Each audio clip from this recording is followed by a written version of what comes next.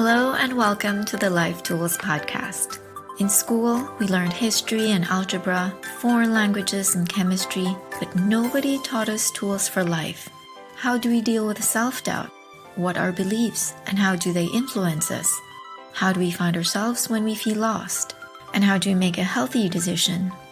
Many people learn these things much later in life, after 3, 4, even 5 decades of existence, and often the hard way. For a few, like myself, I had to learn them very early. I created this podcast to share with you the tools that have helped me greatly in my own life. They're small actions anybody can take that bring big results over time. Let's get to it. Hello everyone! This week we are talking about personal power. First, let's define what personal power is. There are different definitions for this term, but in this episode, I will use sociologist and author Amy Cuddy's definition, which is the one I most resonate with. She differentiates between social power and personal power and says that these two are very different. Social power is the ability to exert dominance, to influence, or control the behavior of others. Personal power, on the other hand, is freedom from the dominance of others. It is access and control of our inner resources, such as our skills and abilities, our deeply held values, our true personalities, and our boldest selves. In short, social power is power over others, and personal power is power to decide how we want to be and what we want to think, say, and do. If you're a regular listener of this podcast, then you know that I'm not interested in concepts in and of themselves, but in applying them in daily life so that I can access the good that they can offer. So given the above definition of personal power, how do we actually exercise it in daily life? How do we tap into it when we are faced with difficulties? When we feel powerless? When we think the world is unjust?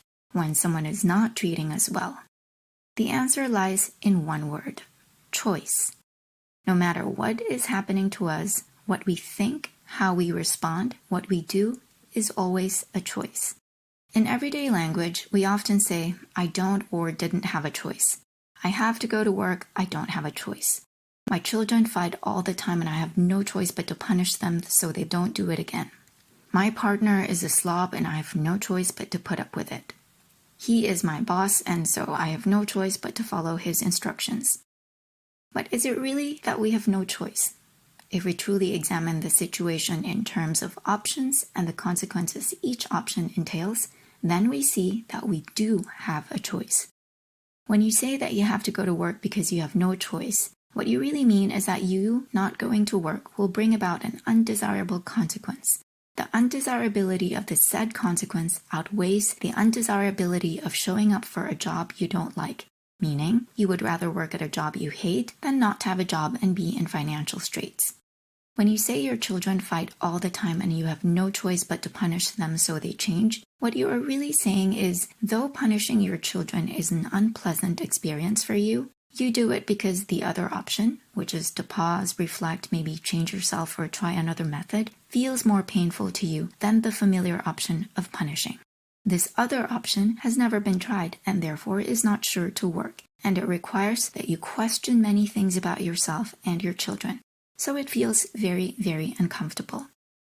When you say your partner is a slob and you have no choice but to put up with the situation, what you are really saying is, you've tried to change this person and it hasn't worked. So either you stay with them or you leave them. And the more scary option is to leave, for many reasons. So you choose to stay and accept that they are a slob. When you say you have no choice but to follow your boss's instructions because he is your boss, what you are really saying is you prefer the pain of doing something that doesn't make sense to the pain of potentially losing your job or becoming unpopular with your boss. You might be asking, what good does it do to state things like this when in the end you are likely to stay with the same choice anyway? That's a good point. But what I'm emphasizing here are not the choices themselves or the rightness or wrongness of each. What I am emphasizing is the power of choice. Doing something because you think you have no choice and doing the same thing conscious of the benefit you are reaping from it and knowing that at any given moment you can choose differently are two very different states of mind. One is disempowering, the other empowering. One is running away from something, the other is going towards something. If everything is cause and effect, and I believe it is, then one puts you on the side of effect, the other on the side of cause. If we are to use the analogy of driving, one puts you in the passenger seat, the other in the driver's seat. And to circle back to Amy Cuddy's definition, in one, you are dominated by the will of others or of your circumstances.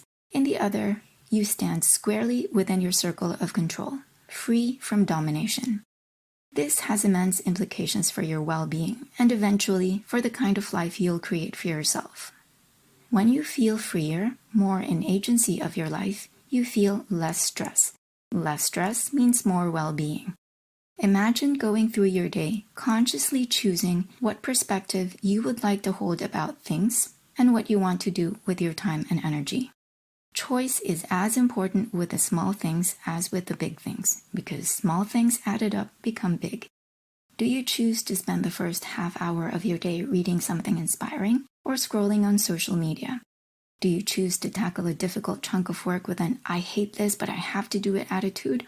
Or do you say, "I choose to do this and I will make it as pleasant as possible. Maybe I can play music while I work"? Do you sit down to lunch with a grateful attitude and an intention to replenish your body well? Or do you mindlessly shovel each spoonful into your mouth, miserable about the long second half of the day stretching before you? When in a challenging situation with someone, do you choose to calm yourself down before saying anything? Or do you choose to do what's easiest, which is to let your frustration out then and there?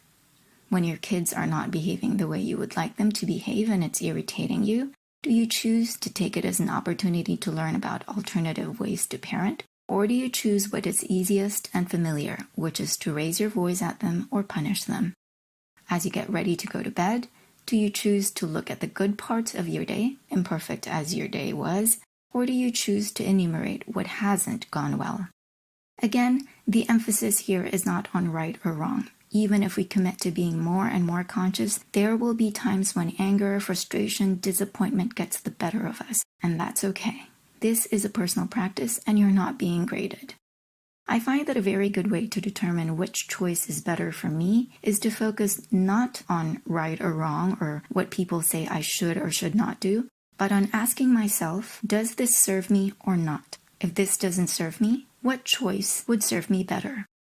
What serves us is what contributes to our well-being. What serves us is what is in the direction of inner peace rather than an ego-based win. What serves us is long-term benefit instead of short-term temporary gain. And I think this is really important to remember. Quite often, what serves us is what requires strength, courage, honesty, and integrity. So it's not always easy. In the next couple of days, pay attention to the times you find yourself thinking or saying that you don't have a choice. Pause, look at the situation closely and all the options you could actually do if you were ready for all the consequences, and then ask yourself, given all the options in front of me, what do I choose to do and why? In what way does this choice serve me? It may feel a bit forced in the beginning, but keep going, keep practicing, and pay attention to how you feel. Remind yourself of your conscious choice throughout the day, and always know that at any moment, you have the option to choose differently. Gradually, you will experience more lightness, more joy, more in the driver's seat of your life than in the passenger seat. That's it for this week. If you found value in this, there are others out there who will as well. Share this podcast, post about it, or leave it a 5-star review so others can discover it more easily. Thank you for listening and have a great week. Bye!